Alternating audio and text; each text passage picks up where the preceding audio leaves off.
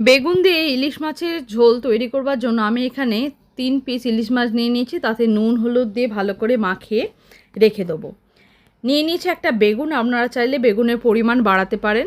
এরপর এটাকে লম্বা লম্বি করে টুকরো করে কেটে রেখে দেবো। কড়াইতে সর্ষের তেল গরম করে ইলিশ মাছগুলো ভেজে নেবো। খুব কড়া করে কিন্তু একদমই ভাজা হবে না, একদম হালকা ভাজা হবে। এই সময় আমি একটা মশলা তৈরি করে নেবো। একটা বাটিতে হলুদ গুঁড়ো আর লঙ্কা গুঁড়ো দিয়ে সামান্য জল দিয়ে গুলে সাইডে রেখে দেবো। দেখুন এই সময় মাছগুলো ভাজা হয়ে গেছে। খুব সাবধানে তুলতে হবে, কারণ খুব কড়া করে কিন্তু ভাজা হয়নি। এরপর ওই একই তেলে নুন হলুদ মাখিয়ে রাখা বেগুনগুলো দিয়ে লাল লাল করে ভেজে নেবো। বেগুনগুলো সাবধানে ভাজতে হবে।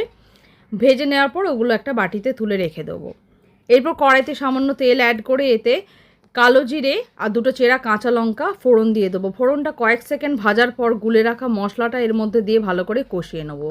নুন অ্যাড করবো পরিমাণ মতো, জল যতটা গ্রেভির প্রয়োজন। জলটা ফুটে উঠলে এর মধ্যে ভেজে রাখা ইলিশ মাছ আর বেগুন ভাজাগুলো দিয়ে ঢাকা চাপা দিয়ে লো ফ্লেমে 5-7 মিনিট মতো হতে দেবো।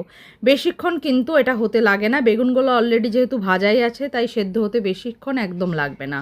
5-7 মিনিট পরে ঢাকা খুলে দেখুন একদম তৈরি হয়ে গেছে। বেগুনগুলো ইনট্যাক্ট আছে, মাছটাও পুরো ইনট্যাক্ট আছে। এরপর নামিয়ে দেবো। গরম গরম ভাতের সাথে পরিবেশন করুন বেগুন দিয়ে ইলিশ মাছের ঝোল। একবার অবশ্যই ট্রাই করে দেখবেন।